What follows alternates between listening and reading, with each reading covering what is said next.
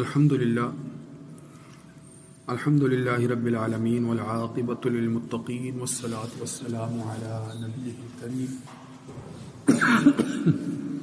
اما بعد فاعوذ باللہ من الشیطان الرجیم بسم اللہ الرحمن الرحیم یا ایہا الذین آمنوا کتب علیکم الصیام کما کتب علی الذین من قبلکم لعلکم تتقون وعن عائشة رضی اللہ تعالی عنہا قالت كان رسول الله صلى الله عليه وآله وسلم يصوم حتى نقول لا يفطر ويفطر حتى نقول لا يصوم وما رأيت رسول الله صلى الله عليه وآله وسلم استكمل صيام شهر قط إلا رمضان وما رأيته في الشهر أكثر منه صياما في شعبان وقال الله تعالى إن الله وملائكته يصلون على النبي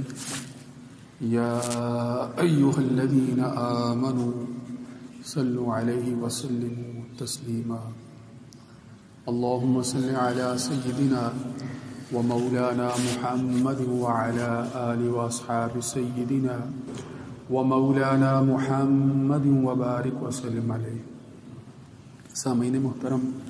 شعبان کی 7 تاریخ ہے آج، اور اس کے بعد اگلا مہینہ رمضان المبارک کا مہینہ ہے. تو شعبان کے مہینے کو استقبال رمضان کے اعتبار سے بڑی اہمیت اور فضیلت حاصل ہے. یعنی جب آپ کسی کے آنے کے منتظر ہوتے ہیں اور وہ مہمان بڑی قدر و منزلت والا مہمان ہے،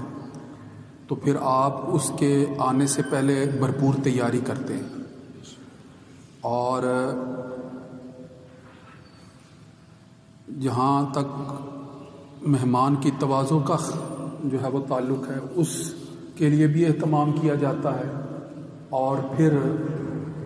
مہمان کو ویلکم کرنے کے لیے، اس کو وصول کرنے کے لیے، اس تک پہنچنے کے لیے، اس کی آمد کے لیے جو ہے وہ باہر نکل کر آگے بڑھ کر استقبال بھی کیا جاتا ہے. گھر کے دروازے تک بعض اوقات جو ہے وہ جایا جاتا ہے. بعض اوقات قدیم دیہاتی یا قبائلی روایت کے مطابق جو ہے دور میں بھی جو ہے وہ بعض مہمانوں کو جو ہے وہ لینے کے لیے لوگ جو ہے وہ جہاں اس کی سواری اترتی ہے وہاں تک جاتے ہیں، اڈے تک چلے جاتے ہیں. باہر سے کوئی مہمان آیا تو ایئرپورٹ تک اس کو لینے چلے جاتے ہیں. بڑا اہم مہمان ہے، اس کی آمد کا شدت سے انتظار تھا، تو سواری بھیج دی، ایئرپورٹ تک بھیج دی. ماضی میں بھی ایسے ہوتا تھا کہ جو ہے وہ جب ہجرت کے وقت رسول اللہ صلی اللہ علیہ وآلہ وسلم نے مدینہ پہنچنا تھا، تو آپ کی آمد کے انتظار میں ہم عام حالت میں تو کہہ لینا کہ مہمان کے آنے کا پتہ ہوتا ہے، آپ اس وقت پر بر وقت پہنچ جاتے ہیں. مہمان کے آنے کا پتہ ہوتا ہے، بر وقت پہنچ جاتے ہیں اس موقع پر، اور پھر موقع پر وہ بھی پہنچ جاتا ہے. آپ اس کو جو ہے وہ ریسیو کرتے ہیں، آپ اس کو اپنے ساتھ جو ہے وہ سواری میں بٹھاتے ہیں اور لے آتے ہیں. اب یہاں پر تو پتہ ہی نہیں آپ صلی اللہ علیہ وآلہ وسلم آج آنے والے ہیں، کل آنے والے ہیں، پرسوں آنے والے ہیں، دن مقرر نہیں. یہ خبر موصول ہو چکی ہے مدینہ والوں کو کہ آپ صلی اللہ علیہ وآلہ وسلم مکے سے تو چل پڑے، اور ہجرت کا کوئی معاملہ ایسا معاملہ تو نہیں تھا کہ جو ہے وہ جانے سے پہلے بتا دیا کہ ہاں آ رہے ہیں، فلاں رستے سے آ رہے ہیں، فلاں مقام پر فلاں دن کو پہنچ جائیں گے. کوئی ایسی بات نہیں ہے. آپ صلی اللہ علیہ وسلم تو اس وقت نکلے ہیں جب مشرکین مکہ آپ کے گھر کا محاصرہ کیے ہوئے ہیں، اور وہ نعوذ باللہ آپ کے قتل کے در پہ ہیں. آپ صلی اللہ علیہ وآلہ وسلم حضرت علی کرم اللہ وجہہ کو جو ہے وہ اپنے بستر پر جو ہے وہ لٹا کر اللہ کے حکم سے جو ہے وہ ہوا میں مٹی دھول جو ہے وہ اڑا کر اور جو ہے وہ ان کی آنکھوں کے سامنے سے جو ہے وہ نکل رہے ہیں، ان پر جو ہے وہ نیند طاری ہے، مٹی طاری ہے، دھول طاری ہے، ان کو تو پتہ ہی نہیں چلا کہ آپ ان کے سامنے سے نکل گئے ہیں۔ اور پھر جب ان کو پتہ ہے کہ اب آپ نکل چکے ہیں، جب آپ کے گھر میں داخل ہونے کے بعد یہ خبر ان پر واضح ہو چکی ہے، تو وہ یہ تو نہیں ہے کہ وہیں پر جو ہے وہ بیٹھنے والے ہیں، وہ تو آپ کا پیچھا کرنے والے ہیں، وہ تو آپ کے پیچھے جانے والے ہیں، وہ آپ کا جو ہے وہ تعقب کرنے والے ہیں۔ تو تعقب ظاہر ہے کہ جس رستے سے جانے کا اندازہ ہو اسی رستے پر تعقب کیا جاتا ہے نا۔ تو آپ صلی اللہ علیہ وآلہ وسلم احتیاطی تدبیر اختیار کر کے اس رستے سے تو جا ہی نہیں رہے جو مدینے کا عام روٹین کا معمول کا رستہ تھا، اس رستے سے تو جا ہی نہیں رہے، رستہ بدل کر جا رہے ہیں، اوپر سے دوسرا لمبا طویل رستہ اختیار کر رہے ہیں، ٹھیک ہے نا۔ مثلا دارالہجرہ مدینہ کی طرف جانے کی بجائے آپ صلی اللہ علیہ وسلم جو ہے وہ غار ثور کی طرف جو ہے وہ جا رہے ہیں، جو بالکل الٹی سمت میں ہے۔ غار ثور جہاں پر پھر جو ہے وہ آپ صلی اللہ علیہ وآلہ وسلم نے جو ہے وہ جس غار میں پناہ لی تھی، فاختہ نے اس کے سامنے انڈے دے دیے تھے، مکڑی نے جالا بن دیا تھا، آپ تو اس رستے سے جا رہے ہیں، اس رستے کا کسی کا وہم و گمان بھی نہیں ہے کہ اس رستے سے جائیں گے، ٹھیک ہے، مگر پھر بھی جو ہے وہ احتیاطاً جو ہے وہ مشرکین مکہ نے بھی جو ہے وہ اس رستے پر بھی جو ہے وہ اپنے بندے بھیجیں گے کہیں اس طرف نہ گئے ہوں۔ وہ تو پھر اللہ تعالیٰ کی طرف سے معجزہ ہوا، شان ہوئی، اللہ تعالیٰ نے جو ہے وہ اس کا ذکر جو ہے وہ قرآن مجید میں جو ہے وہ کیا ہے کہ وہ جو دو تھے، دو میں سے دوسرے یار غار جہاں پر حضرت ابوبکر صدیق کا بھی جو ہے وہ ذکر آتا ہے، ہما فی الغار۔ تو غور کریں نا کہ آپ صلی اللہ علیہ وآلہ وسلم کے نکلنے کی کب پہنچیں گے کوئی خبر نہیں ہے، مگر ایک اندازہ ہے، لہٰذا مسلمان جو مدینہ منورہ میں آپ صلی اللہ علیہ وآلہ وسلم کی آمد کے منتظر ہیں، انتظار کر رہے ہیں۔ کیسا انتظار کر رہے ہیں کہ مدینے کی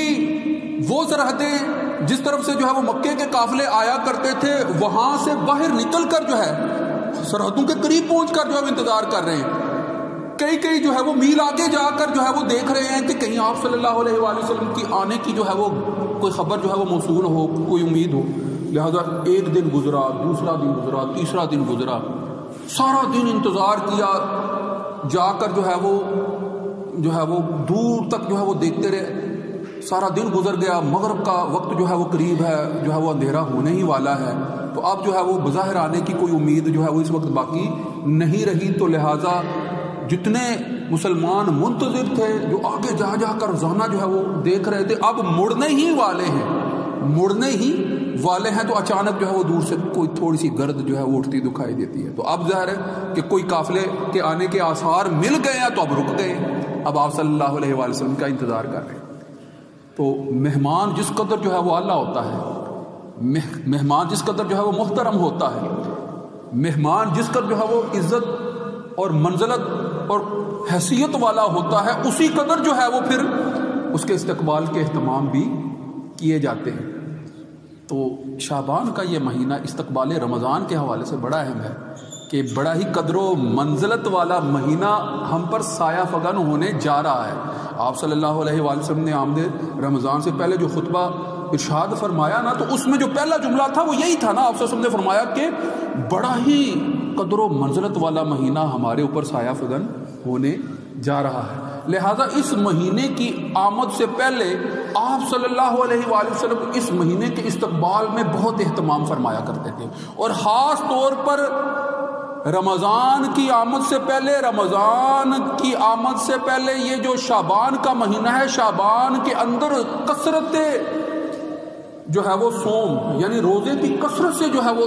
استقبال رمضان فرمایا کرتے تھے۔ اس حوالے سے ایک روایت بڑی اہم ہے، وہ میں آپ کے سامنے اس کا متن رکھ چکا ہوں، ذرا اس کا مفہوم بھی سمجھ لیں۔ عن عائشہ رضی اللہ تعالی عنہ، حضرت عائشہ رضی اللہ تعالی عنہ فرماتی ہیں، ان سے یہ روایت ہے، قالت، کیا فرماتی ہیں، کان رسول اللہ صلی اللہ علیہ وآلہ وسلم یصوم حتی نقول لا یفطر، کہ بعض اوقات آپ صلی اللہ علیہ وآلہ وسلم اس قدر تسلسل کے ساتھ روزے رکھا کرتے تھے کہ ہم یہ سمجھتے تھے کہ شاید افطار ہی نہیں کریں گے، یعنی اب روزہ کوئی چھوڑیں گے ہی نہیں۔ یہ نفلی روزوں کی بات ہو رہی ہے، رمضان المبارک کے علاوہ جو آپ صلی اللہ علیہ وآلہ وسلم کے معمولات تھے کہ کہ بعض تسلسل کے ساتھ جو ہے وہ اس طرح روزے رکھنا شروع کر دیتے تھے کہ ہم یہ سمجھتے تھے کہ اب جو ہے وہ روزہ چھوڑیں گے نہیں، ناغہ نہیں کریں گے، کوئی دن جو ہے وہ افطار والا نہیں گزاریں گے. اور جب ایسا ہوتا تو ایک لمبا عرصہ جو ہے وہ اس طرح کا گزر جاتا تو پھر صورتحال بدلتی بھی تھی. فرمایا پھر آگے فرمایا وہ یفطر، اور بعض اوقات پھر افطار میں رہتے، یعنی بغیر روزے کے رہتے. اور کس تسلسل کے ساتھ رہتے کہ نقول لا یصوم، ہم یہ کہنا شروع کر دیتے کہ اب شاید اب کبھی روزہ رکھیں گے ہی نہیں. اس قدر جو ہے وہ تسلسل کے ساتھ افطار کرتے. یہاں آپ نے ایک بات ذہن میں رکھنی ہے کہ جو آپ صلی اللہ علیہ وآلہ وسلم کے معمولات ہیں یقیناً وہ ہمارے لیے اسوہ حسنہ سنت کی حیثیت سے جو ہے وہ مشعل راہ ہے، مگر یہ ضروری نہیں ہے کہ آپ صلی اللہ علیہ وآلہ وسلم کے ہر عمل کی بعین ہی مکمل طور پر جو ہے وہ ہم پیروی کر سکیں. بعض چیزیں جو ہے وہ ہمارے بس میں نہیں ہیں. آپ صلی اللہ علیہ وآلہ وسلم کے اللہ کی طاقت سے، اللہ کی قدرت سے جو ہے وہ مسلسل روزے رکھا کرتے تھے. ہمیں اس بات کی اجازت آپ صلی اللہ علیہ وآلہ وسلم نے خود نہیں دی. بعض کا صحابہ آپ کے اس عمل کی پیروی میں جو ہے وہ تسلسل کے ساتھ روزے رکھنا شروع کر دیتے تھے. آپ صلی اللہ علیہ وسلم نے منع فرما دیا اور کہا کہ اگر جو ہے وہ تم روزہ رکھنا بھی چاہتے ہو تو ایک دن روزہ رکھو، ایک دن افطار کرو، ایک دن روزہ رکھو، ایک دن افطار کرو. مگر خود تسلسل کے ساتھ جو ہے وہ روزے رکھا کرتے تھے. تو یہ آپ صلی اللہ علیہ وآلہ وسلم کے لیے ہی خاص ہے کہ وہ آپ تسلسل کے ساتھ روزہ رکھتے تھے. بعد کے لیے امتی کے لیے جو ہے وہ یہ آسان نہیں ہے کہ وہ مسلسل روزے رکھے. اس کے اوپر میں مزید بھی گفتگو کروں گا اس پہلو پر یہاں پر آپ نے ضمنی طور پر یہ بات سمجھنی ہے کہ یہ آپ صلی اللہ علیہ وسلم کے ساتھ خاص ہے. تسلسل کے ساتھ روزے رکھنا، طویل روزے رکھنا، طویل مدت تک روزے رکھنا، تسلسل کے ساتھ رکھنا، یہ آپ صلی اللہ علیہ وآلہ وسلم کے ساتھ ہے. ہمارے لیے جو ہے وہ آپ صلی اللہ علیہ وسلم کا حکم یہ ہے کہ اگر نفلی روزے، یہ نفلی روزوں کی بات ہو رہی ہے، تسلسل کے ساتھ اگر ہم روزے رکھتے ہیں، ہم پر لازم کیے گئے ہیں، فرض کیے گئے ہیں، تو وہ صرف رمضان المبارک کے روزے، وہ تسلسل کے ساتھ جو ہے وہ پورے مہینے کے رکھے جائیں گے. مگر اس کے علاوہ زیادہ بہتر یہ ہے کہ نفلی طور پر اگر روزے رکھے جائیں تو ہر مہینے میں 3 روزے رکھ لیے جائیں. اور خاص طور پر جو یہ درمیان والے 3 دن آتے ہیں، ایام تشریق بھی جنہیں کہا جاتا ہے، اشراق تشریق جو 11ویں 12ویں اور 13ویں کے روزے، ان کا ذکر کیا گیا ہے. بہرحال وقت چونکہ ختم ہوا جاتا ہے تو آخری بات آپ صلی اللہ علیہ وسلم کی جو یہ حدیث ہے وہ آپ اپنے سامنے رکھ لیں تاکہ آپ جو ہے وہ اس کے مطابق اس مہینے میں کیا عمل اختیار کریں گے وہ آپ کے پیش نظر ہے. آپ صلی اللہ علیہ وسلم کبھی تو روزے رکھتے تھے تو پتہ چلتا تھا کہ شاید اب افطار کریں گے ہی نہیں، اور کبھی جو ہے وہ افطار کی جو ہے وہ مدت اس قدر جو ہے وہ طویل ہو جاتی تھی کہ شاید اب روزہ رکھیں گے نہیں. یہ تو عام پورے سال کے 12 مہینوں کے رمضان المبارک کے علاوہ کے معمولات تھے. مگر جو ہے وہ شعبان میں خاص طور پر کیا کیا کرتے تھے؟ رأیت رسول اللہ صلی اللہ علیہ وآلہ وسلم استکمل صیام الشہر قط الا رمضان وما رأیتہ فی شہر اکثر منہ صیام فی شعبان، کہ ہم نے نہیں دیکھا کہ آپ صلی اللہ علیہ وآلہ وسلم نے رمضان المبارک کے علاوہ کسی بھی مہینے کے پورے روزے رکھے ہوئے. اور پھر ساتھ ہی فرما دیا کہ رمضان المبارک کے علاوہ اگر سب سے زیادہ کسی مہینے میں روزے رکھے ہیں تو وہی شعبان کا مہینہ ہے. تو شعبان المبارک کے مہینے میں کثرت روزہ جو ہے، یعنی آپ نفلی روزے جس قدر کثرت سے رکھتے ہیں وہ استقبال رمضان کے حوالے سے بڑے اہم ہیں. تو امید ہے آپ ان کا بھی اہتمام کریں گے. وآخر دعوانا ان الحمد للہ رب العالمین. سنت ادا.